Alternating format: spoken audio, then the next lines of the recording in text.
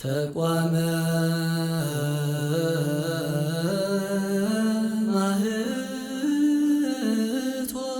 ማህቶት ጌታዬ ስሉስ ቅዱስ አብንሁም ሞገስ ለደአረፍ ይበስ አብርሃም ሕይወተይ ክትካፈል ጸጋቡ በቤተይ ህለፉ ገባረኽ ባርያቱ። በስመ አብ ወወልድ ወመንፈስ ቅዱስ አሐዱ አምላክ አሜን። ክቡራት ተከታተልቲ ቻናል ተቋመ ማህቶት መደብና ለመጀመር አወድምና ንጸሎት ንተንስእ። محر أملاخ محرنا يقرب هالي እግዚአብሔር قرب لنا قدوس እግዚአብሔር أملاخنا يقدسنا እግዚአብሔር أملاخنا ساعات معلتي ساعات ليتي باريخو كل ساعات يوتنا باريخو قديس بسلام يحلونا አሜን بركات رديت ጸሎት ቃል ኪዳን ያደና ቅድስት ድንግል ማርያም አይፈልየና ባልና ነሐጎስ በዓል ይወርልና ቅድስት ስላሴ محرتهم بركتهم من رديتهم من يعدلنا አሜን أبونا زب السماوات نبال أبونا زب السماوات تقدس كاتم زعما قصك ويكون فقادك ويكون السماء كما هو مدر في ساعة زل لنا هو على سامي كما نندق لزعب بس لنا تعب أمن الوفسان وصوت الله جل وعلا هاي نقول في سماء كيتنا وسادس وفانا سلام الرسول الملاكم في مرام سلام لك دنقل هدينا شو دنقل بسكاتش من جهة الصلاة والسلام عليك تفسي بسيط أوم تتقى في عبين هلشي سآلي وسأليها وقل لشي إيسوس كريستوس كان يسرائيل لنا حتى በስመ አብ ወወልድ ወመንፈስ ቅዱስ አሐዱ አምላክ አሜን። ክቡራት ተከታተልቲ ተቋመ ማህቶት ቻናል ሎሚ መደብና ዓውደ ዘተ እዩ ክኸውን ሎሚ ነዚ መደብ ዝሕዘልኩም መጽያ ዘለኹ ኣነ ቀሲስ ዘአማኑኤል እየ። ከምቲ ልሙድ ድማ ነቲ ነቕርቦ ሕቶታት ክምልስልና ዝኽእሉ መምህር ትርጓሜ መጽሐፍቲ መጋቢ ሐዲሳት መምህር ሚካኤል ፍትው እዮም። ነዚ መደብ እዚ ጀሚርና ክሳብ ንፍጽም ብትዕግስቲ ክትከታተሉና ብስም እግዚአብሔር አምላኽ ንዕድም ከም ፈቃድ እግዚአብሔር አምላኽ ናብቲ መደብና ከብል ሕራይ መጋቢ ሐዲሳት መምህር ሚካኤል ፍትው ነዚ ናይ ሎሚ ንሕቶን መልስን መደብና ክትምልሱ ሞያዊ ሓላፍነትኩም ደሪኽኩም ናብዚ ብምጻኹም ብስም እግዚአብሔር አምላኽ ክነመስግነኩም ንፈቱ። በመጀመርታ ክነቅርቦን ዘሊ ሕቶ ቅድስት ስላሴ ትርጉም በከመይ ይግለጽ ነዚ ስም ዝኻ ቅድስት ቤተክርስቲያንና ማዕስን ክትቀመሉ ጀሚራ ዝብል እዩ። በስመ አብ ወወልድ ወመንፈስ ቅዱስ አሐዱ አምላክ መጀመሪያ ልዑለ ባህሪ እግዚአብሔር አምላኽና ዓመት ካብ ዓመት ሓልዩ ዕለት ካብ ዕለት ሓልዩ ጸልማት ለይ ተቐንጢጡ ብርሃን መዓልቲ ሂቡ በሀብቱ ሲሂቡ በረድኤቱ አቅሪቡ በዓይነ ምሕረቱ ጠሚቱ ጾመ ሐዋርያት በሰላም ደምዲድና ናብዚ ናይ አቦታትና ሐዋርያት በዓል ዘብጽሐና ከምኡ ከዓ ናብዚ ክቡር ምስ ናይ አቦታትና ሐዋርያት ድሕሪኡ ነውዕሎ በዓል ቅድስት ስላሴ ዘብጽሐና መድኃኔ ዓለም ክርስቶስ ክብርን ምስጋናን ንዑ ይኹኖ አሜን። ነታ አምላኽ ዝወለደት ካብ ቅድስት ስላሴ ሓደ አካል ካብ ስጋ ካብ ነብሳ ነብስ ወሲዱ ጎይታና ኢየሱስ ክርስቶስ ካብ አስተወልደ ንዓለም ሙሉእ ምክንያት ድሕነት ድኾነት ናይ ኣዴና ቅድስት ድንግል ማርያም ወላዲተ አምላክ ስላሴ ብኦም ምክንያት ኢና ፍሊጥናያ እሞ ናታ በረኸት ናታ ጸሎት ቃል ኪዳን ኣይፈለየና አሜን። ናይ ኩሎም ቅዱሳን አቦታትና በረኸት ረድኤት ጸሎት ቃል ኪዳን ኣይፈለየና እንዳበልና እቲ ሕቶ ናብቲ ሕቶ ክንከይድ እቲ ሕቶ መጀመርያ ስላሴ ዝብል ሽም ትርጉሙ ሰለሰ ካብ ዝብል ናይ ግእዛዊ ስርወ ግሲ ዝወፀ ኮይኑ ጥረ ዘርኢ ማለት እዩ። ስላሴ ማለት ድማ ሰለስትነት ሓድነት ዘለዎ ሰለስትነት ዘለዎ ሓድነት ዝብል ትርጉም ምስጢራዊ ትርጉም ኣለዎ። ብኣገላልጻ ናይ ቅድስት ቤተክርስቲያንና ስላሴ ጥራይ ዘይኮንና ንብል ቅድስት ስላሴ ኢና ንብል ማለት እዩ። በዓልቲ ኮይኑ ከዓ በዓለ ቅድስት ስላሴ ኢልና ንጽውዖ። ቅድስት ማለት በአንቀጸ ርእሲት ኢና ንጽውዖም ዘለና ማለት እዩ። ከምቲ ሓደ ህፃን ካብ ባህሪ ኣዲኡ ዝርከብ እዛ ዓለም እዚኣ ከዓ ንሕና ደቂ ሰባት ካብ ባህሪ ስላሴ ስለዝተረኸብና ብኡ ብናይ ስላሴ ኣጋእዝቲ ዓለም ስላሴ ስለዝተፈጠርና ቅድስት ስላሴ ኢልና በአንቀጸ ርእሲት ንጽውዖም። ተወሳኺ እውን ከምቲ ደራሲ መልክዓ ሕማማት ገሊጽዎ ዘሎ ማለት እዩ አባ ጊዮርጊስ ዘጋስጫ ቅዱስ አቦ ሀበህ ላይ ሐክሙ በዝሃ ወሀበ አልቦቱ መስፈርት እለ ተሰመዩ በስመ ብእሲት ስላሴ እደወ ምህረት بسم سبيتي بأنقص ناي سبيتي تصوعوا قدس سلاسي لكم تصوعوا زلهم سي ناتكم رهراهي ناتكم محرات زي ودا كمتي عد نولادات رهره ندك سبات نفطراتكم دما كل غزي بمغبوتكم بمحراتكم برادياتكم ترهروه سلازخونكم الا تسمي بسم بسيت بسم بسبيتي تصوعوا لهم يلو قليص وهم زلو ناي اغا استعلم سلاسي ناي قدس سلاسي محرت زي ودا ابانا زي ودا ስለሆነ በረከቶም ምን محرتهم من كا ابدق سبات افطراتهم كل غزي بزي مقراص ማለት እዩ بزي مقراص حدانن صادقانن نعمانن نخحدن نعبين نشتين كيف له بمغبوت اغا استعلم سلاسي بصحايا بسيلهم بزنام አብቂሎም በፀሐይ አብሲሎም በነፋስ አድሪቆም ሁሉ ፍጥረት ዝምግቡ ስለሆኑ በአንቀጸ ብእሲት ንጽውዖም ማለት ቅዱስ ስላሴ ወይ ቅዱስ ስሉስ ካን ብሊና ቅዱስ ስሉስ ወንብሊና ዘኻ አንታዩ ብናይ አንቀጽ ሰብአይ ወንጽውዒና ማለት እዩ ታይን ምባል እዩ ዘርካ ግን ፍሉይ ሰለስትነት ንምባል ማለት ፍሉይ ሰለስትነት ዘለኩም ሓድነትኩም ሰለስትነትኩም ከይጠቅለሎ ሰለስትነትኩም ድማ ሓድነትኩም ከምኡ ከይመቆሎ ከይከፈሎ ትነብሩ ንምባሊና ነመስግኖም ማለት ስለዚ ስላሴ ዝብል ሽም መጀመሪያ ኣብ ቅዱስ መጽሐፍ የለን እግረ መንገድና ክንፈልጦ ማለት እዩ ኣብ መጽሐፍ ቅዱስ ታይዳ ስም ኣብ ወልድ መንፈስ ቅዱስ ኣሎ ምናልባት ሓደ ሰባት ኣብ እምነት ክርስትና ዘለው በቅዱስ ስላሴ ዝኣምኑ ግን ካብ መጽሐፍ ቅዱስ ወጻኢ ንቀበልና ዝብሉ ሰባት ኣለዉ ማለት እዩ እዚ ሕጂ ሓደ ምልክት እዩ ስላሴ ዝብል ኣብ መጽሐፍ ቅዱስ የለን እሞ ስለምንታይ ዳ ካብ መጽሐፍ ቅዱስ ወጻኢ ንስላሴ ተኣምኑ ተይልካዮም ክምልሱ ይክእሉ እዮም ማለት እዩ ስለዚ ቅዱስ ቤተክርስቲያንና ግን በሐዋርያዊ ትውፊት በሐዋርያና አበው አቢላ እዚ ስም ዝዓቂባቶ ስለ ጽንሐት እዩ ማለት እዩ ሐዋርያና አበው ንብሎም ዘለና ድሕሪ ቦታት ሐዋርያት ድሞጽኦም ሓደ ካብቶም ሐዋርያና አበው ዝኾኑ ድማ ቅዱስ ሊቀ ጳጳሳት አግናጢዮስ ምጡል አንበሳ አመበል 98 ዓመተ ምህረት ሊቀ ጳጳሳት ዝኾነ ዓብይ አቦዩ ሐዋርያና አበው ዘብሎኻ ድሕሪ ሐዋርያት ተሰስኡ ቦታት ስለ ዝኾነ ቅዱስ አግናጢዮስ መጀመሪያ ጎይታ ነዞም ህፃናት እዚኦም ክባርኾም ኮሎ ዝሓቆፎ ለባሴ ክርስቶስ ተባሂሉ ዝተጸውዐ ዓብይ አቦዩ በቲ ክርስቶስ ዝባርኾ በረኸት ድማ ክሳዕ ክንዲ ዝጸጋ ክበጽሕ ቀይሉ ኣብ መወዳእታ ከዓ በሰማዕትነት أنا بساعة واحد أمنته من أنت أمنته بسمعت النزح على فقدوس أبوي سلذي ناي مجمرة سلاسي زبلشم بقدوس أجنات يوسيو تناجيرو زيادة أقولي حشو أب جوباء نيكيا أريوس توجز له حد النت قدس سلاسي كخفل مش جمرة أبوت هادما سلاسي زبلشم حيزهم أنيعم بتي كأبوت هواريان أبو زورسوا بؤجرهم حيزهم مقولو خيط أنيحنا استوار من قدس سلاسي خنبل كلنا أب ولا منفس قدوس مالتيو ويكا እግዚአብሔር مالتيو እግዚአብሔር مالتيو እግዚአብሔር خنبل كلنا قاس سلاسي مالتيو ዝፈላል ነገር የብለው ምን ቅዱስ ስላሴ ስሉስ ቅዱስ ኢልና ንጽውዖም ንመጀመሪያ ክንጥቀመሉ ጀመርና ካ በሐዋርያና አበው አቦታት ድሕረ አቦታትና ሐዋርያት ተንስኡ ብፍላይ ካ ቅዱስ አግናጢዮስ ምጡል አንበሳ መጀመሪያ ጊዜ ስላሴ ዝብል ሽም ናይ ሓድነት ሽምነቶም ናይ አጋዕዝተ ዓለም ስላሴ ናይ ሰለስትነቶም ሽም ሰለስትነቶም ዝገልጽ ፉሊ ሰለስትነት ፉሊ ሓድነት ዘለዎም ስላሴ በተዋህዶ ወተዋህዶ በስላሴ ዝብል ኣሎ ኣብ ተዋህዶ ስላሴ ኣብ ስላሴ ድማ ተዋህዶ ከም ዘሎ ሓድነት ከም ዘሎ ኣብ ሓድነት ሰለስትነት ኣብ ሰለስትነት ድማ ሓድነት ዘለዎ ፉሉይ ሰለስተ ጥራይ አይኮኑን እንኩላይ ሓደም ሓደ ጥራይ አይኮኑን ሰለስተ እዮም ማለት ስለዚ ፉሉይ ሰለስትነት ፉሉይ ሓድነት ኢልያ ናይ ቅድስት ስላሴ ቤተክርስቲያን ተአምን ክንጽቆመሉ ጀመርና ካ በኸም ዘመንገዲ ይመስል ማለት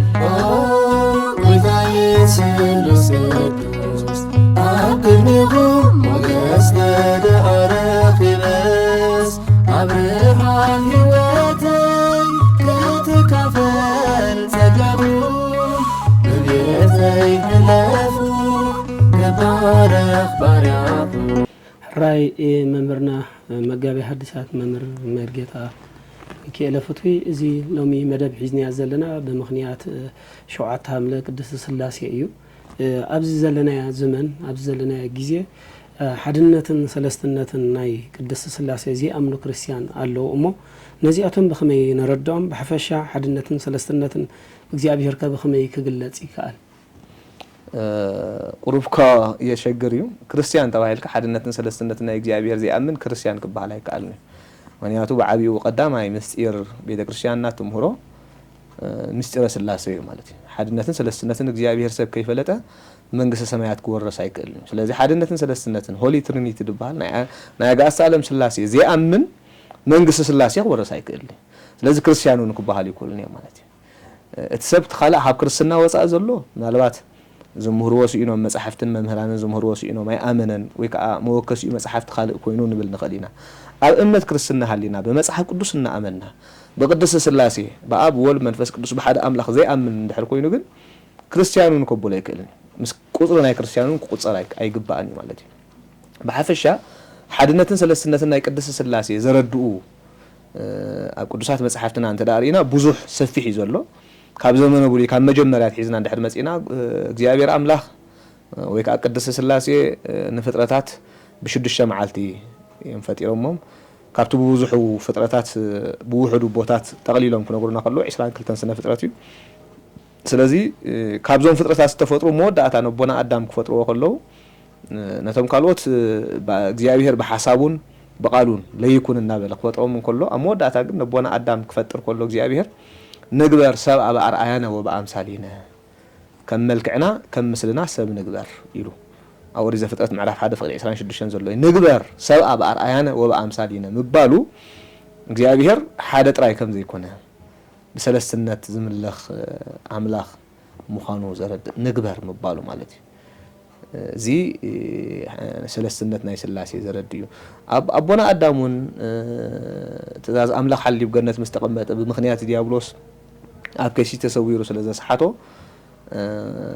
كاب قرنت كواتسن كله أجا أسألم سلاسي نبونا أدام زولو لو وريزة فتاة معرف سلسة زلو ناهو أدام كونه كما أحد من ينه أدام كم حدا قبانا خوينو كم حدا قبانا خوينو بتحد وجن بفنا تسالقوي مالتي كم حدا قبانا أملاخ خون دليس سحيت وديقو مالتي نمبال بفنا تسالق بتحد وجن كأ أدام سجا مالتي أدام سجا أملاخ خون كم زغل تنبيت زغل لزي مالتي سلازي كم حدا خبانا خوينو مبالهم نايس للسنتهم زرديو كم خاوري إذا فترة مع 10 حداون توم أب زمن بابيلون هنسا زنورو بعلنا مروز بحالو بملو أم نجزي عبير نخركو عبي هنسا سمايت أكس هنسا سناور كذا هنسون كله جزي عبير أملاخ نتز حسب وزن ورا حساب نتز حلون وزن ورا حلنا نقط فعلهم نو نرد ونك أو نجرمو لك لا داو يعني لو جزي عبير بسلس سنتو تجلسو قانقوم كم زتحاو سنة مجمع جديد ما قانقوا بابيلون استوحال زرو مالك هذا العالم أكله تزيرو بقانقوا آخر رأس لذي كعله بزي بابيلون تباهيلو مالك لذي نوع قانقوم ندوالق زبولو سلاسية إذا نسل حد النتن سلسنة سلاسية زرد ينرسو الرأي توسخي بزعبا حد النتن سلسنة سلاسية زرد وسفحت قون كله أوريز فترة راي تدارينا أجا أسألهم سلاسي أبيت أبراهام أتيوم ون نبونا أبراهام بحد النتوم من سلسلتهم من تجليس أم لبين كم أو نبتن بيت نبيات ندحر مسئنا بزحات أبوتات نبيات بعل نبي هزكيل بعل نبي إساياس ذا مسلو بحد النت بسلسلنت وما أمن برد زي أبيهر سرافيل كمسجنوم شروبيل كمسجنوم قبل علم منبر እግዚአብሔር ኣብቲ ነመንበር እግዚአብሔር ዝጾሩ 4 እንስሳ ሱራፊል ዝራአዩ አቦታት በሐድነትን ሰለስትነትን ተገሊጽሎም ሪኦም ወይ ማለት እዩ በሐፈሻ ቅዱስ ቅዱስ ቅዱስ ይለሙና መስጊኖም ቅዱስ ቅዱስ ይለሙ መስጋኖም ሰለስትነቶም ዘገር ሰለስተ ጊዜ መስጋኖም ማለት እዩ እቲ ቃል ከይተለወጠ ቅዱስ መሆኑ ድማ ሐድነቶም ዘረድ እዩ ስለዚህ ሰፊሕ እዩ ዛዕባ ምግላጽ እግዚአብሔር ሐድነትን ሰለስትነቱን ብፍላይ ድማ ናይ ስላሴ ነገር ኣብ ኦሪት ዝተገልጸ ሰፊሕ ማለት እዩ ናብ ዘመነ ሐዲስ እንተ አመጽና ድማ እግዚአብሔር አምላኽና አካላዊ ቃል እግዚአብሔር ወልድ ካብ ሰማያት ወሪዱ ንዓና ንምድሓን ድሕሪ 5500 ዘመን ካብ ድንግል ማርያም አዴና ተወሊዱ ንመጀመርያ ግዜ ንስላሴ ዝፈለጥናዮም እግዚአብሔር ወልድ ካብ ድንግል ማርያም አዴና ምስተወልደ እዩ ማለት እዩ እግዚአብሔር ወልድ ካብ ቅድስት ድንግል ማርያም አዴና ምስተወልደ እዩ እዚ ከዓ ብኸመይ ፍሊጥናዮ ስላሴ እንድሕሪልና ብርዱእ ክንፈልጦም ዝኽኣልና ቅዱስ አቦና ጎርጎርዮስ ገባሬ መንክራት ኣብ ሃይማኖት አበው ምዕራፍ 13 ገሊጽዎ ኣሎ በረኸቱ ምስኩላትና ይሕደር ወአልዎ ዘአእመሮሙ መኑሂ ለስሉስ ቅዱስ ዘእንበለ እምድኅረ ተሰገወ ወልድ ዋሕድ እምቅድስት እሙ ንስሉስ ቅዱስ ንስላሴ ዝፈለጦም ሰብ የለን ኣይነበረን እንታይ ደኣ መዓስ እዮም ብጉሁድ ንስላሴ ክንፈልጦም ጀሚርና ወልድ ዋሕድ ክርስቶስ ካብ ድንግል ማርያም ካብ ስጋ ስጋ ካብ ነፍሳ ነፍሲ ወሲዱ ካብኣ ምስተወልደ ንወልድ ዝፈለጥናዮ ካብ እግዚአብሔር አብ ከምስተወልደ ካብ ድንግል ማርያም አዴና ውን ከምስተወልደ ስለስተረዳእና ኢና ማለት እዩ ዝኻ ኣብ መጽሐፍ አርጋኖን ገሊጽዎ ኣሎ ልደት ቀዳማዊ ተአውቀ በዳህራ ውልደት እቲ ቀዳማዊ ልደት እግዚአብሔር ወልድ ካብ እግዚአብሔር አብ ቅድመ ዓለም ብዘያደ ካብ እግዚአብሔር አብ ዝተወልዶ ልደት ብምንታይ ፈሊጥና እንተይልና ካብ ቅድስት ድንግል ማርያም አዴና ድሕሪ 5500 ዘመን ብዘያቦ ዝተወልደ ልደት ስለዚህ ወልድ ስለዝበለና ወልድ ውሉድ ስለዝበለና ኢና አብ ወላዲ ኢልና ባዕሉ ጎይታና ኢየሱስ ክርስቶስ አነ ውእቱ ፍኖተ ጽድቅ ወህይወት አነ መንገድ ሐቅን ህይወትን አነ ኢሉ ናይ ሓድነትን ሰለስትነትን በዓል ቤት አነ ማለት እዩ ናይ ሓድነትን ሰለስትነትን በዓል ቤት ንዓይ ወልድ ተወላደ ከይበልኩም አብ ወላደ ክትብሉ ኣይከኣለኩም ንባል ስለዚ እቲ መንገድና ይድሕነት መንገድና እምነት ክንፈልጦ ዝኽኣልና ብእግዚአብሔር ወልድ ካብ ድንግል ማርያም አዴና ምስተወልደ እዩ ማለት እዩ ስለዚ ቅዱስ ኤፍሬም ካነ ድንግል ማርያም እንታይ ኢሉ መስጊንዋ በዚ ምኽንያት እዚ ወትምህሮሙ ሰጂደ ለስሉስ ማህያዊ ነቲ መሕወይ መድሃኒት ዝኾነ ናይ ቅድስ ስላሴ ንምስጋድ ዝመሃረትና ድንግል ማርያም አዴና መጀመሪያ ዝፈለጥናዮም ብድንግል ማርያም አዴና ሓድነትን ሰለስትነትን እግዚአብሔር ብድንግል ማርያም አዴና የተገሊጹ ማለት እዩ አብ ለአጽንኦ ወልድ ብስተፈለየ አካሉ ለተዋህዶ መንፈስ ቅዱስ ለአንጽሖ አብ አስለ ዝሓደረ ማለት እዩ ስለዚ ስላሴ አብ ድንግል ማርያም አዴና ሓዲሮም ስለዚ ሓደሩ ከዓ ንስላሴ ፈሊጥናዮም እግዚአብሔር ወልድ ከዓ ካብ አስለ ዝተወልደ ንስላሴ ፈሊጥናዮም በዚ ምኽንያት እዚ ማለት እዩ ድሕሪኡ ጎሊሑ እንዳተራእየ ኣብ ዘመነ ሐዲስ ክመጽእ ዝኽኣለ ጎይታና ምድሕናና ኢየሱስ ክርስቶስ ብኢድ ዮሐንስ መጥምቀ መለኮት ኣብ ማይ ዮርዳኖስ ምስ ተጠምቀ እዩ ማለት እዩ ኣብ ማይ ዮርዳኖስ ምስ ተጠምቀ ብኢድ ኣገልጋሊኡ ናይ ባህሪ ውልድነቱ ኣመስኪሩ ዝንቱ እቲ ወልድየ ዝኣፈቅር እቲ ዘፍቅሮ ወደይ እዚ ይብሉ እግዚአብሔር ኣብ ሰማያት መስኪሩሉ ማለት እዩ እዚ ናይ በሓቂ ብዙሓት ሕድረት ኢሎም ዝኣምኑ ሎቱ ስብሓት ክብርን ምስጋናን ክርስቶስ ኣምላኽና ይኹኖ ሕድረት ኢሎም ዝኣምኑ ነይሮም ሓዲርዎ እምበር እሱ ኣምላኽ ኣይኮነን እቲ ወዲ ማርያም ካልእ እዩ ወዲ ኣምላኽ ካልእ እዩ ዝብሉ ነይሮም ማለት እዩ ስለዚ ግን በዚ ይርትዑ ማለት እዩ ዝንቱ እቲ ወልድየ እይቤ ዘላኢለ ዝንቱ እቲ ወልድየ ኣላ ይቤ ዝንቱ እቲ ወልድየ ብሉ ቦታት ዝንቱ እቲ ወልድየ ዝበለ ድማ ከም ትስብኢቱ ጥራይ ኣይኮነን ከም መለኮቱ ማለት ብመለኮቱ ስለዝወልዶ በባህሪ ስለዝወልዶ እቲ በባህሪ ዝወልዶ ምሳይ ዝተኻኸል ናይ ባህሪ ኣምላኽ እዚ እዩ ኢሉ ዝመስከረሉ እዩ ዝፈትዎ ንተዋህዶ ዝመሰመርክዎ ንመስዋዕት ዝሓረኽዎ ወደይ እዚ እዩ ኢሉ ከም ዝመስከረሉ በዚ እግዚአብሔር አብ ንርኢ ማለት እዩ እግዚአብሔር መንፈስ ቅዱስ ከዓ ካብ ማያት ምስ ወፀ ኣብ ርእሱ ዓሊቡ ማለት እዩ በዚ አካሎም ንርእሱ ነናቶም አካል ፍጹም አካል ከም ዘለዎም አብን ወልድን መንፈስ ቅዱስን በአካል ሰለስተ መሆኑም በአብ ባህሪ ዮርዳኖስ ተገሊጹ ማለት ሓድነትን ሰለስትነትን ጎሊሑ እናተራእየ መጽኡ ማለት እዩ ከም ሳልሳይ ከዓ ኣብ ደብረ ታቦር ሓድነትን ሰለስትነትን ናይ ቅዱስ ስላሴ ተራእዩ እዚውን ደራሲ ቅዱስ አቦና ኣብ ተድሪሱ ከም ዘሎ ማለት እዩ በላእሌቺ ወበዮርዳኖስ ወበታቦር ስልሰ ጅዝያተ ዘአልቦ ተውሳከ ወኢ ህጸተ ለውልደ ሰብ ያርኢ ዘስላሴሁ ገጻተ ኢሉ ገሊጽዎ ኣሎ ደራሲ ማለት እዩ እንታይ ማለት እዩ በላእሌቺ ኣብ ልዕሊኺ ድንግል ማርያም ማለት እዩ ወበዮርዳኖስ ካይ ኣብ ዮርዳኖስ ወበታቦር ስልሰ ኣብ ደብረ ታቦር ድማ ሰለስተ ግዜ ናይ ሓድነትን ሰለስትነትን እግዚአብሔር ተገሊጹ ባዕሉ ከዓ ክርስቶስ ኣምላኽና ንሐዋርያት ክልእኾም ከሎ ማለት ድሕሪ ዕርገቱ ብስም አብን ወልድን መንፈስ ቅዱስን አጥምቁዎም ኢሉ ስሙ ብስሙ ደቁ ከም ንኸውን ውልድነት ከም ንቅበል ብስሙ አሚንና ከም ንድሕን ሓድነትን ሰለስትነትን እግዚአብሔር አሚንና ከዓ ክንነብር ከም ዝግባአና ብጽኑዕ ትምህርትና ያቦታትና ሐዋርያት ብለባዋ ናይ ክርስቶስ አምላኽና በዓቢዩ ሓድነትን ሰለስትነትን ቅድስት ሥላሴ ክንርዳእ ኽኢልና ቅዱሳን አቦታትና ሐዋርያና አበው ሊቃውንት ኩሎም ድማ ነገረ ሥላሴ ነገረ እግዚአብሔር ምሂሮም ነዚ ዘይፈልጥ ከዓ ሁሉ ግዜ ድሕነት ከም ዘይረክብ አስተምሂሮም ሓሊፎም ማለት እዩ። ስለዚህ ሓፈሻዊ ቅዱስ መጽሓፍና ኣብ መልእኽታት ናይ ሐዋርያት እንተዳሪና ብዛዕባ ነገረ ሥላሴ ዝነግር ኣዝዩ ሰፊሕ ዝኾነ ምስጢር ኣሎ። ብፍላይ ከዓ ነገረ ሊቃውንት ኣብ ሃይማኖት አበው እንተመጺና ረቂቕ ዝኾነ ትምህርቲ ነገረ ሥላሴ ዝምህር ኣሎ። ኩላትና ምስጢረ ሥላሴ ሓድነትን ሰለስትነትን እግዚአብሔር ተማሂርና ንኣምላኽና ክንፈልጦ ንኣምላኽና ፍሊጥና ከዓ ክንስዕቦ ከም ዝግባአና ያለ ዝዕለት እዚ ቅዱስ ቤተክርስትያንና እውን ሓድራ ትብል ብእምነት ቅድስት ሥላሴ ጸኒዕና ክንነብር እግዚአብሔር አምላኽ ይሕግዘና። ኩሉ ግዜ እውን ኣብ ጸሎትና እንታይና ንብል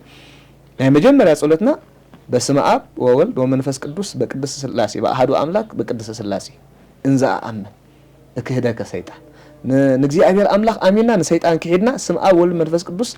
ስም ቅድስት ሥላሴ ስም ሓደ አምላኽ ጸውዒና ኢና ጸሎትና ንጅምሩ። ስለዚህ ሥላሴ ናይ ኩሉ ናይ ድሕነትና መሰረት ናይ ፍጥረትና መሰረት ናይ ህይወትና መሰረት ናይ ውልድነትና መሰረት መደምደምታ ናይ ኩሉ ነገር ምዃኖም በዚ ክንርዳእን ከነስተውዕልን ንኽእል ኢና ማለት እዩ። እግዚአብሔር አምላኽ ኣብ እምነት ቅድስት ሥላሴ ክሳዕ መወዳእታ እስትንፋስ ይጽናዓና። አሜን።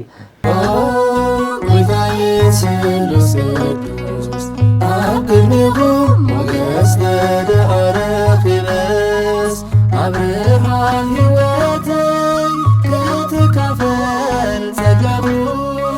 ብቤተይ ህለፉ ገባረኽ ባርያቱ ራይ መምህር መጋቢ ሐዲሳት መምህር ሚካኤል ፍቱይ አቦና አብርሃም መጽሐፍ ቅዱስና ከም ዝሕብረና አጋሽ ተቀበል ነይሩ እዩ። በዚ ምኽንያት ከዓ ቅድስት ቤተክርስትያንና ዓመት መጸ 7 ሐምለ ቅድስት ሥላሴ ኣብ ቤት አብርሃም ዝተገልጹሉ እዩ እንዳበለት ተኽብሮን ትዝክሮን ዕለት እዩ። ኣብዚ ዕለት እዚ ግን ዝለዓሉ ሕቶታት ኣለዎ። መልዓሉ ከዓ ምርኩስ ዝኾነ ከዓ ኣብ መንገል ኣብ መጽሓፍ ቅዱስ ኣብ ዘፍጥረት ምዕራፍ 19 ዘለዉ ቃላት ንዕኡ ምርኩስ ብምግባር እዮም ዘልዕልዎም። እቶም ሕቶታት ዝያዳ ንምብራህ ኣብ ቤት አብርሃም ዝተገልጹ ክልተ መላእኽቲ እቲ ሓደ እውን እግዚአብሔር እዩ ዝብሉ ኣለዎ እሞ ነዚኦም ከም ዝብሉ እንታይ ዓይነት መረዳእታን መብርህን ክንቦም ንኽእል? ጽቡቕ እዩ እቲ ሕቶ ዝያዳ ግን ቅዱስ መጽሓፍና ስለ ዘለና ትግእዝ ናይ መጽሓፍ ቅዱስ ግእዝ መጽሓፍ ቅዱስ ኣሎ ትግርኛ እውን ስለ ዘሎ ንዕኡ ነታን ክርዳእና ማለት እዩ። ካብ ባእኸልና በቓልና ጥራይ እንዳንበብና እቲ ናይ ብሓቂ ነቦና አብርሃም ዝተገልጽሉ መላእኽቲ ድዮም ሥላሴ ድዮም ዝብል ቅድስት ቤተክርስትያንና ብዓቢኡ እዚ በዓል እዚ በዓለ ቅድስት ሥላሴ ኢላ ተውዕሎ ዘላ ነቦና አብርሃም ዝተገልጹሉን ዝረድኡሉን ዕለት ከም ምዃኑ መጠን እዩ ማለት እዩ። ኩሉ ነቦና አብርሃም ብእግዚአብሔር አምላኽ ብቅድስት ሥላሴ ዝተገረሉ ዕለት እውን ትዝክር እያ። በዚ ዕለት እዚ መሰረት በዓልና እውን ንሱ ስለ ዝኾነ ቅድስት ቤተክርስትያንና ከዓ እምነታ ነቦና አብርሃም መላእኽቲ ጥራይ ዘይኮኑስ እግዚአብሔር ከም ዝተገልጸሉ ሥላሴ ከም ዝተገልጸሉ እያ ትምህር። ስለዚ ብፍላይ 18 ምዕራፍ ኦሪት ዘልደት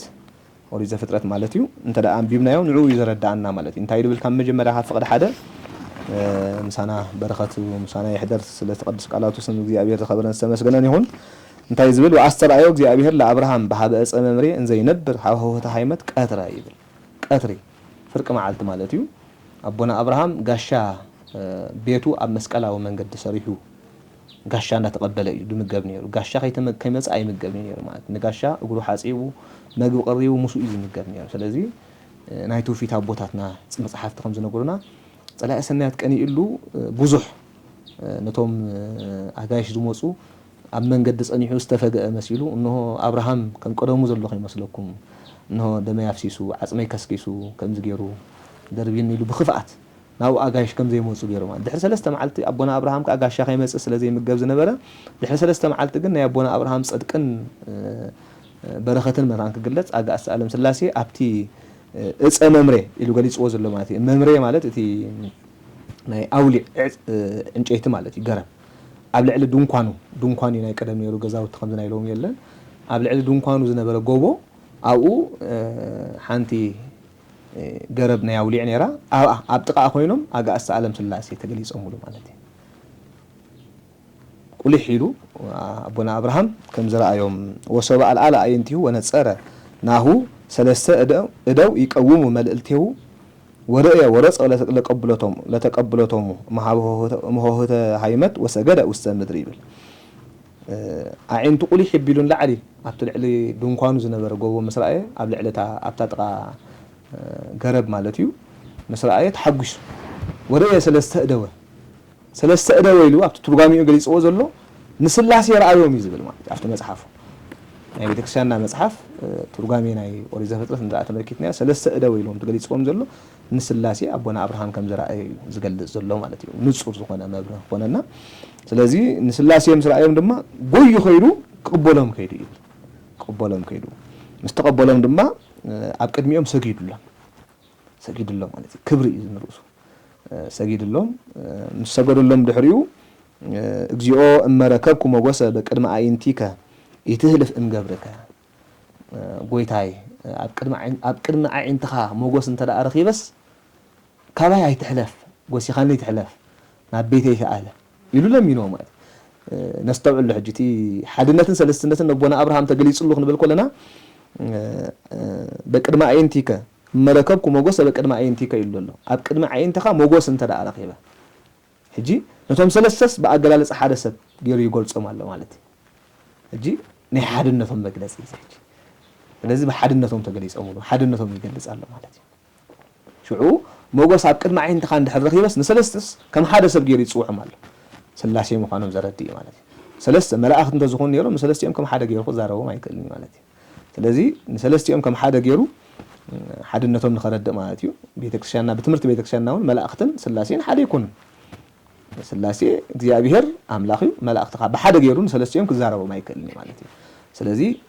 ናይ ሓደነቶም መግለጽ በከምዚ ኢሉ ሽዑ ናመጽ ለክሙ ማይ ወንህጽብ እገሪክሙ ወታጽልሉ ታይተእጽ ኣብዚ ዕንጫብ ትሕቲ ገረብ ከተዕርፉ ኢኹም ከተጽልሉ ኢኹም ናመጽ ለክሙ ማይ ከምጻልኩም እግርኩም ድማ ክንሓጽብኩም ኢሎም ሕጂኻ ናመጽ ለክሙ ምባሉኻ ናይ ሰለስነት ከዓ ይገልጽ አለ ማለት ስለዚ ስላሴ ምዃኖም በዚ ክንርዳእ ንኽእል ኢና ونامس هبست وتبلؤ وامزت حوروا هذا هالليكم ما هذا جهزكم هذا جبركم ويبلوا جبر كما هو بكمة به شو ساتم دم قمت تبل كياو جبر مسؤوله ورث أبراهام هذا سارة بسيتو واستحيمته ويبلا أفتني أبهي سلسته مسفرت سندالي وجبري دافنته سلسته كجا حارج جيركي سنكتي أو حدا دم سنكتي إلوا مالتي زي سلسته مسنكاتان أي سلسنتهم على حدا مسنكاتو دم أنا حدنتهم زردي مالتي نسلستيهم حدا عينت مجد خمسة دالو اللومن ورث أبراهام هذا علمت ونسعى هذا لهم نؤسه وسنايا ووهبوا لكله وأفتنا جبيرته وأمسع أقوانا ومعارة ووئت لهم زجور ز أقرب لهم وبلوا وئتوا يقوم هذا إس ويميتهم السوء أبتي أفدج دون كان آتيون السوء أبدون كان آتيهم السوء أبو خينو كل ما جبت دليل لهم آتي حدا بتاعي دليل لهم كحريد لهم كقريب لهم مسوء خاء معارن ربعهم ويكات اسمنا أقرب لهم يزب الحج أقرب لهم دما نعوم يعتق بليعم دما بليعم جاء أبزنا يترجمي أنت يلقليس والله سلاسي أبيت أبراهام ملائكتي أبيت لوط كم خاء قدوس رفائل دما أب بيت طوبيت زولعوا مبلع إلو فلينش والله مالتي نبونا لوط استرايوا ملائكتهم خانم نبونا أبراهام استرايوا دما سلاسي مخانم فليو أمسي والله ترجمي نتصور غيرو أبريهلنا له سلاسي بيت أبراهام كم خاء قدوسان ملائكة ميكائيل جبريل أبيت لوط كم خاء قدوس رفائل أبيت طوبيت زولعوا مبلع أملاكه جبريل زي مرمري مالتي زي مرمر مبلعهم كم يجرم مولعو سجاي ولا من كمانا جن مبلعهم زدنق نجار بأملاكه جبر خمس مولعو نعنا بزرد أنا من قد خمس مولعو مر مجلس لزد اليوم ويكعب زتأمي وزتصم أخينام أيكون يلو بترجميو أردي النال وتبينو سارة أيتي سارة بأسيتك ويبيلو أيتي سارة بأسيتك ويبيلو نيا واستحيمت أب دون قانا الله يلوم سبيت خسارة بالله شعو ويبيلو سوى جبايك متس حبيك أنا كما يوم وتركب سارة ولده وسمع سارة إن ذات قوم هاهوت إن زهلوت دريه وأبراهام السا وسارة لهكو تكا وهالف مواليهم وهذا قال سارة تكتو أنست وسحقت سارة ببحثيتا اسمت بيه بلبا أدينو اسكي إزي وإكزيني لهكا ويبيلو زيابير لأبراهام منت أسحقا لسارة ببحثيتا إن ذات بل أدينو اسكي إزي إكزيني لهكا ወአማኑኑ ወልድ ወናሁ ረሳይኩ አንሰ ቦኑ ነገር ዘይሳአኑ ለእግዚአብሔር በዝንቱ ጊዜ ሰው በገባይኩ ሀቤከ በሳብዕታ ትረክብ ሳራ ወልደ ወክደ ሳራ እንዘ ትብል ይስሐቁ እስመ ፈርሃት ወይቤላ አላ ሰሐቂ ይሉ ገሊጽዋ ስለዘሎ ማለት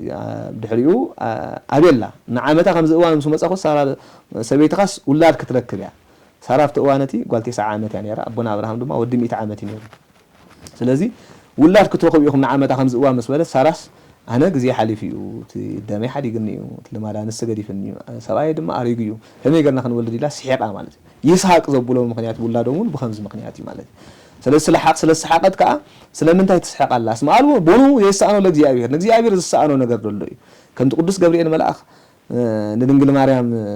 اسمع له زي يسألوا لك زيابير بدنقل الناس أنيسك بدنقل نخت ولد نك زيابير يسألوا نقدر يلين زبلا سلاسي دم خم يلوم ما مالتي عبد الدوز جبأنا أجا أسألهم سلاسي أنا بيت أبراهام زموسو نخلت تنجر مالتي نحدا بقاشة بمقبالو بتزوجوا برسنا كلا أي كان نبصاري مالتي لدتنا يساق نبصاري سلازي لدتنا يساق ذا السراز اللي دم أجزاء بير ولدي أبوتاتنا بمس يكون قرنا كله توم سلاسي نهبيت إيتو خلهم كله أين خيدن مسولو مالتي حزيلو خمسة مسام تزحزلو حج مني بحال دله سجانا يا أبونا أبراهام زلبس أجزاء بير ولدي زخون دله مالتي عبيت أبراهام أتيم دما تسفى مصابو أتي تسفى استوهبوا له علت حجي حملي على الشوعة مالتي تسفى أبونا أبراهام استقل صلوا عبيت أجا أستعلم سلاسي عبيت أبراهام استقل صلوا مالتي شعو عدينا سارخاء تولد زلا تسأنس زلا كان مسكرمي لده دما أبسناي عامت مستغيرة عامت كما يوم زول دله عامت سلستغيرة نابتز زهوا تسفان مجلاسي مال بمسيرون ترى أمسينا دما سارة سبيتها ودخت ولدلك يا مبالهم سارة وانجيل دحرنا ويح عمتات مالتي دحرنا ويح عمتات كريستوس كم تمسألنا كريستوس على زمن وانجيل مسيح دحنت كم ذهبنا زرد مسالي مالتي لذي دحنتنا يدك سباتون بسراتين رؤوس زمالتي بدحريو وتنسو كليتو ادو ان هي وانصروا وهور منجل سدوم وغمرة وهور ابراهام مسليهم ويستفان وومو وثميت أبراهام وقوم كرم أجزاء أبيه لبن أتوم كلت شعو كليتو أدويلو توم كلت سبات شعو كيدهم نابصدهم قصهم كيدهم تسويرهم كأبونا أبراهام مالك كيدهم يلو أبونا أبراهام كفانوا ميلوزي شعو مس أجزاء أبيه كالزهار بجميع يبل توم كلت تزخرون أبنا من فسق بسن بالسالين تسترى فقنا أجزاء أبيه الولد بالسالين سلاسي توم سلسة سبات سلاسي أجزاء أبيه الولد مس أبونا أبراهام كالزهار بجميع انتهيو أبونا أبراهام كأبراهام بارها قال زحوا نجار يلن سلازي سدومون قمران حاتيات أنا يبصيه سلازي خطف أمي مسولهم أبونا أبراهام أنت سدومون قمران لمينو مالتي حمسة اللوز أركان كيتم حرامن حرايكم حرامي عايز أقول نحن 4 حمشتن كومنا بلا كسا حمشتن نفسات بصيه مالتي نخم حرام قال كده جن حمشة سباتون قدوسان يتراقبون مالتي جاكالوتن دقون 3 سبات استرخبنا كراهنا برا كلت دقون مالتي سلازي نسب سدومون قمران نبونا أبراهام كم زت فوقهم زيابير ولد نجير زيابير ولد تسترفك زيابير ولد نقول زلنا زيابير ولد سجابونا أبراهام سلزل بس يوم كل التقاء ناي أبن ناي منفس قدوس المسالي دما كاوز خدو زي ترافو مخنيات دما بيت أبراهام مترافو زيابير ولد مخانو كاب سجابونا أبراهام كاب بحري أبونا أبراهام كم زولد نزرد مستيري مالتي بدحيو زيابير كم زخده قال نبونا أبراهام معاتم ساعته ولو بدحريو عامل منفس كبسن كابونا أبراهام معاتم ساعته ولو بدحريو عامل منفس كبسن كابونا أبراهام كم استسووا يجلس أمو غدا أمو ناب سدومون غمران زخورو كلتي عامل منفس كبسن يمنتيلنا أم عرف عسد شعتها وبصه اللقتو كليتو ملائك واستسدوم في الناس ولطني حلو ينبر واستعنقص هاجر السدوم يبل شعوق أهير وبز مالتي أم عرف عسد شعته توم كلته ملائختي نابسدوم بزيح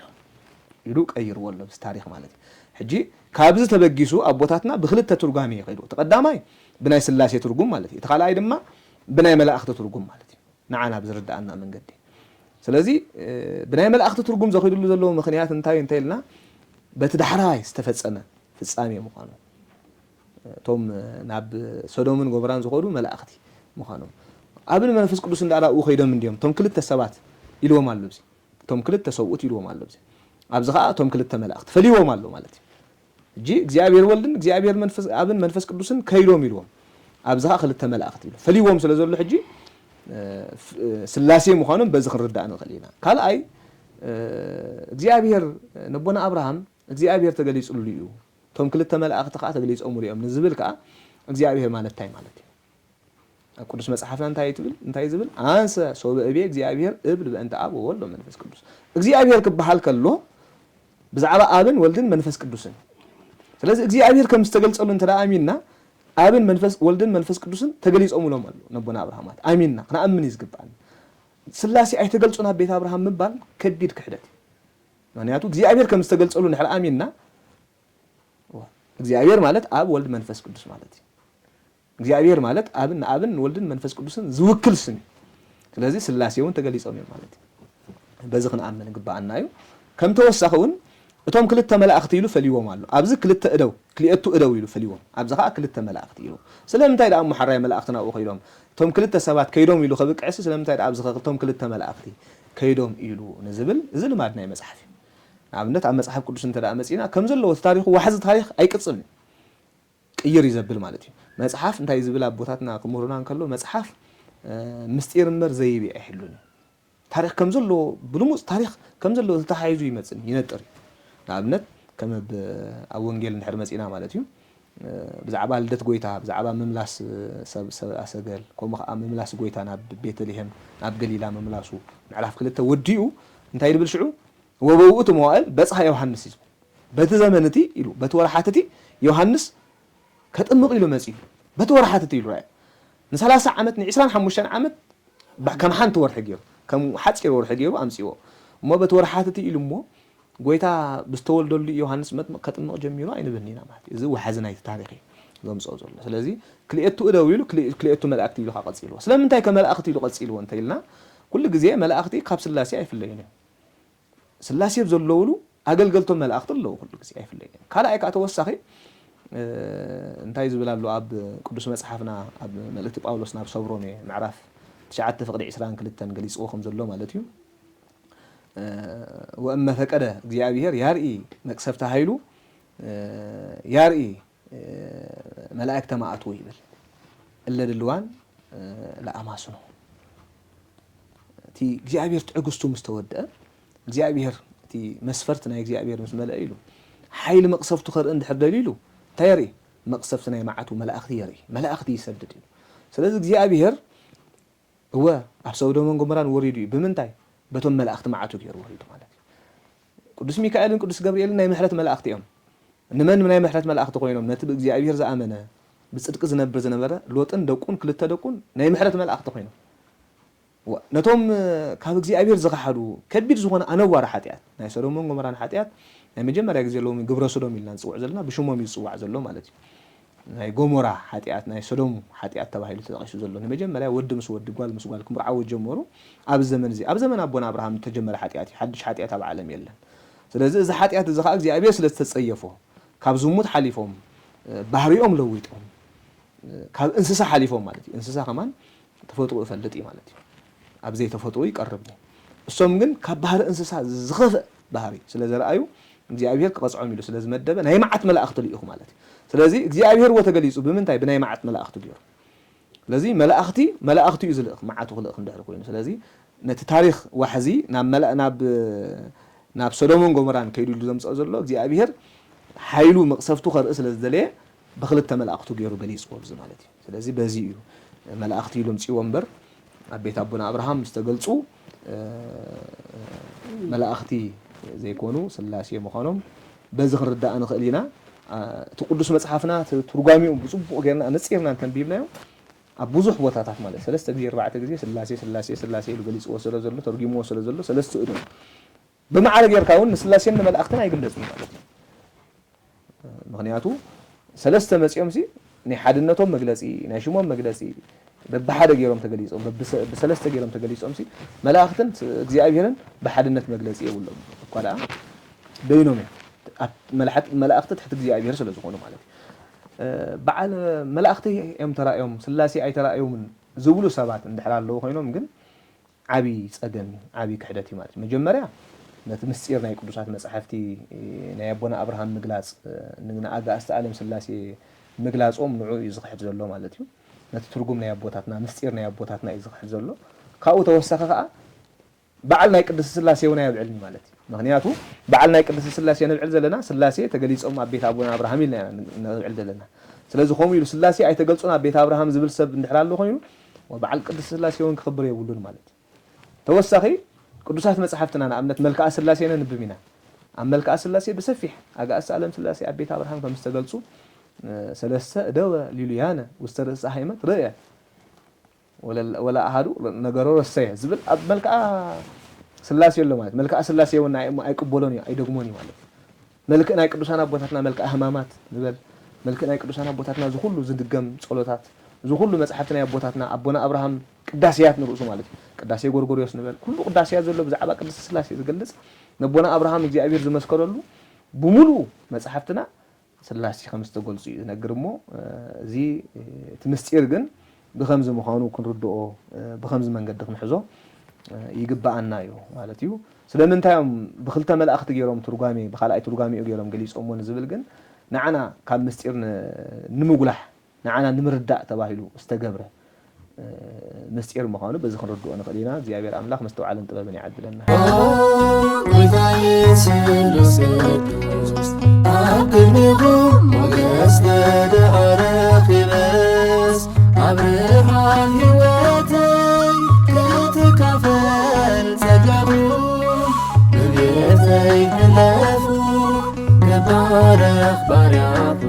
أمين حراي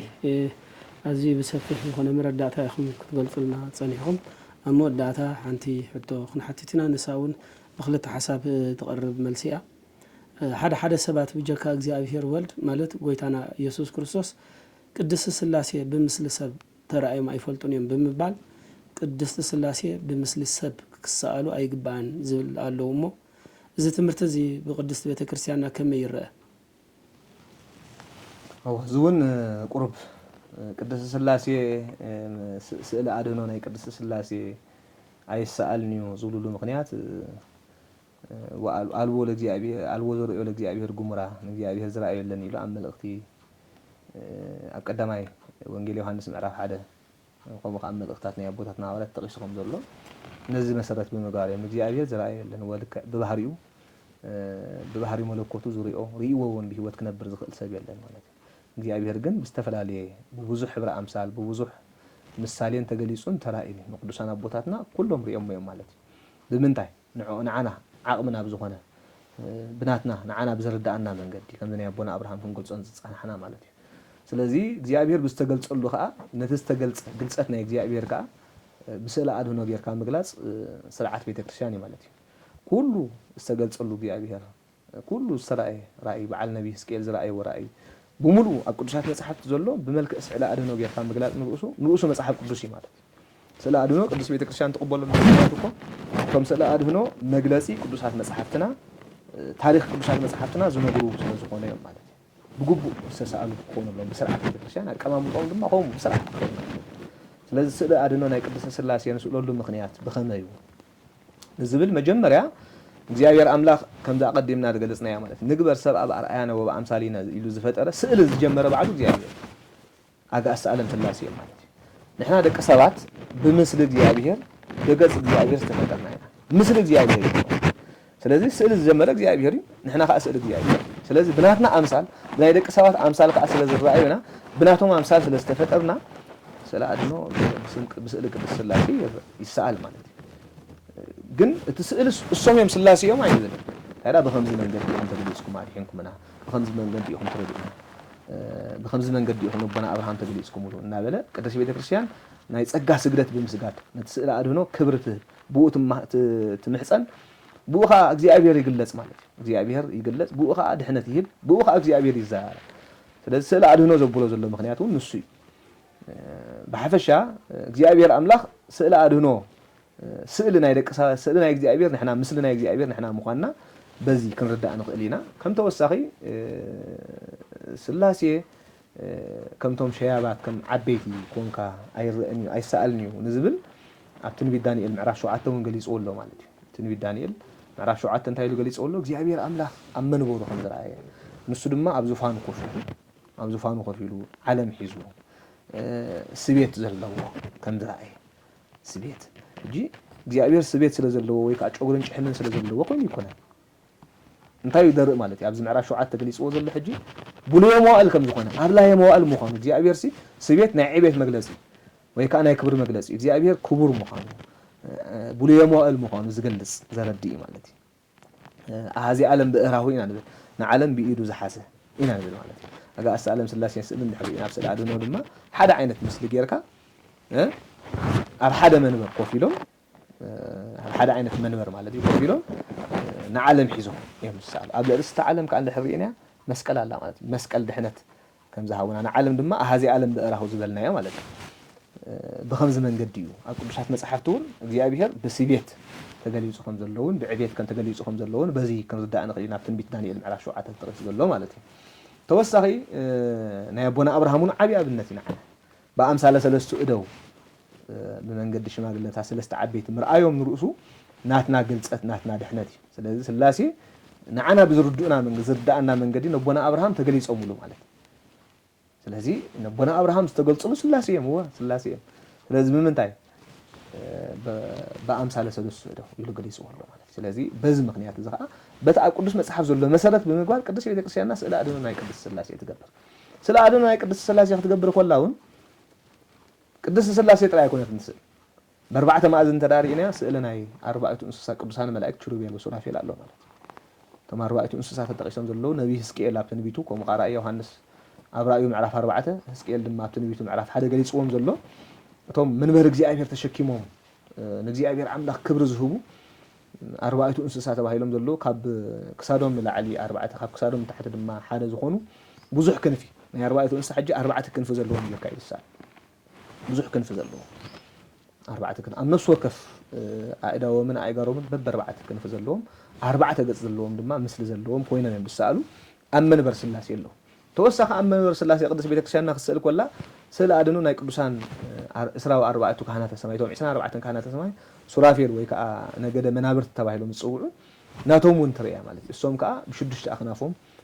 بأمثالة مرت مسكال كل تخنفهم لتحتي كل تخنفهم للعلي حدا خنفهم دما تزرقي كلهم لك مرت مسكال يمثل بوجيرون نجزيابير أملاخ النعاتونو قدوس جزيابير ناولو دامسجونو أخيلهم داورودو تجلس خم زلوا مالتي كمتي النبي إسحاق حبت النبي توري وزلوا معرف شدشته كودما أب رأي يوحنس معرف شو منت أب كله تترش زلوا مالتي طبعا عشان أربعة كهنة السماء أحلو نجزيابير دجال جلو معلته ليتن معلتنا من بلد جزيابير كوينم نجزيابير زعاتنا زجال جلو كهنة ربطات تمس كهنة جزيابير زي عرف عشان أربعة ساعات الزقربو مش أمي بيت كريستيان سلاسل سلاسل تسأل مالتي كبرناتهم سلاسلنا مجلسناتهم لك كم زي ساعتاويان سلاسلهونو ركقت سلاسلهونا قال لك إنه عم بزمسل ملك عجيرة لبسة تكونوا جيرة تسألهم بخبر مالتي سلاسلاسي أب كريس بيت كريستيان سرعته بجبو أبلع البوتاي تغمت بخبر يقاز غمت مالتي بخبر تغمت أجل أب تحط بوتا ويكا تقدسنا زين حجوز سلاسلو بجبو جيرنا في الحجو يجب عنا بز مغنيات زي بنا يبونا أبراهام قلت مغنيات جرى بيت كريستيان سأل سلاسي تسأل أمس إيرن ترى أتينا خاقومو مالتي أمس إيرن ترى أتينا نعبنت أب يعني مجمر على الدت قويتنا إسكروسوس زوموس أتوم سبعة سجل تبعيلهم تتقيسهم زلوا مالتي ما أنتو سيمار بدي داسفا ميلكوز بحاله سلسة سبعة سجل تحدث عني كابتوم نجستات مالتي تحدث من إسي تحدث دمش ما قل لي ثلاثة يوم مس يوم عتان ورقي عتان كربه نقول تقريبهم له كقربوا له خلوا سلام كبلوا والله صبروا له خلوا أفترجع مية مسحة تدارينا مالتي فترجموا نتهزان كوين ترايو نتمن إسي كوين ترايو نتش ما قل دم ماشي ما قل مش وطش شعوة كم يدسك لك هزاني كم يدسك لك من إسي كم يدسك لك شو ما قل أيفالون تبعيلهم ثلاثة من قد تجلس الله مالتي ما يسوم كلا إجزاء مثل أيو نتهزان كوين استرايو شو ما قل نتش ما قل من إسي نتمن إسي هزان تزاوير ما ثلاثة إجزاء بثلاثة عينة ملك عري أمونه قويتان هزان كله مالتي هزان قويتان رؤوس عابين وده ثلاثة عامت كوينيو بمسكال مويتو سلام تاي شماغل لغير كاز السؤال زبل ريتو زلوهم سباتون كله خديهم مالتي سلاذ قويتا باستغلال መንገድ ድኽረ بوዙح ሕብረ አምሳል አይኮነን በወድሰብ ብናቱ ፍጥራቱ ብናትና ፍጥራቱ ብደመና በእሳት ገይሩና ሐዋርያት ተገሊጹልን በነፋስ ገይሩን ተገሊጹልን ማለት እግዚአብሔር በፍጥራቱ አይኮነን በፍጥረቱ ንሕና በአርአያው በአምሳሉ ተፈጠርና በፍጥራቱ ገይሩን ይግለጽ ይያየ ስለዚህ بدك سبات بقى أنا خندي كمان خبرنا خندي كمان فوتونا يفكرنا مالتي كنحبوس يزقبان ስለዚህ بشماغل بأمثال شماغل قويتا ترى ايوم من سلسلو نتوم سبع سجل دقيمون بسلسته ملك عمس رأي وش أملاخنه تترديهم مالتي يعني بحق أملاخ بسلسته هبر أمثال ترى هزان من أسي شماغل له خوين ترى إننا ስለዚህ أملاخنه تنمرد دايو تأمرات يلوم تدنيقهم هزان أبيل أيتي حلو هزان زتولد يلوم زموسو أيتي حلو نقص زتولد يلوم زموسو كومو ركبناه يلوم نأملاخ رخيبنا يلوم بحدا امنت بحدا قال ኮይኖም ከምስተመልሱ ታሪክ መጽሐፍትና ይነግረና ስለዚህ እግዚአብሔር በስተፈላለየ ገይሩ ስለዝግለጽ ነቲ ግልጸት እግዚአብሔር ከአ በመልክዕ ስለ አድኖ ገይርካ ምግላጽ ንርኡሱ ዓቢ ክብርን በረኸትን ረድኤትን እንቅበለሉ ማለት ስላሴ አብ ቅዱስ ስላሴ ከምዛ አይነት አነዋር ዝኾነ ነገር ክሳላ ይግባአኒ ከምዚኦም ኢልካ ነቀፌታ መቅራብ አብ ስለ አድኖ ናይ ጎይታ ናይ ድንግል ማርያም ቆሙ ነቀፌታ መሃብ ግን እዚ ከቢድ تحدث مخانو كابز حدث زغن حلو بأمنة كنصنع بأمنة قدس السلاسي كسع مودة أساس نفاسني أنا خلنا نبرك زي عبير أملاك يحجزنا بعلنا ناي بركة بعل ناي تسقى بعل يقبر لنا زي عبير أملاكنا نزمت أزول عمت نفسنا خموت نقرنا خاب انكفات نعيتنا خاب نبعت حليو بسلام كانوا علوك زي عبير بسلام يحلوا لنا الرأي مر توقامي متحف مقامي حديث بابر مكيلة سلاتي جزاكم وفيكم ذهبكمنا تمرتي عبيت مسترات قليتكم زرداكمنا بسم تخاتتلنا بس بكاب لبي نمسكن እግዚአብሔር አምላክ ዘመን አገልግሎትኩም ይባርክልኩም ራይ ክብራት ተኸታተልትና ሎሚ ዘዳለና ያመደብ ምክንያት ቅድስት ስላሴ በዓል ሸዋት ሐምለ ምርኩስ በመግባሪና ዛውደ ዘተ እዚ አዳሊና ያደለና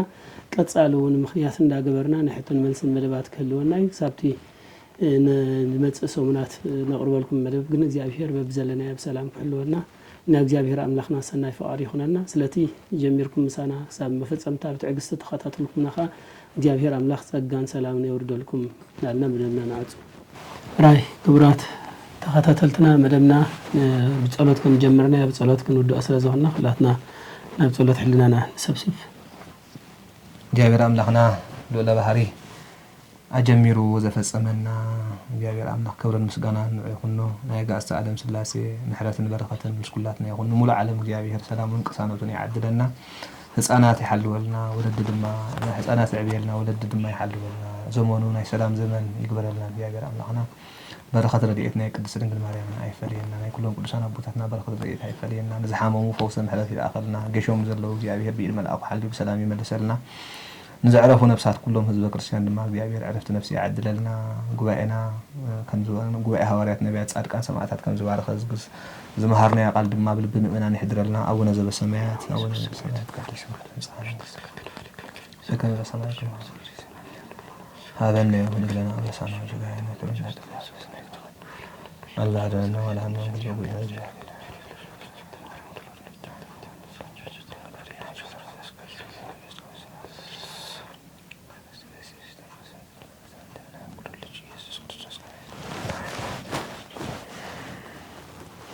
تقوى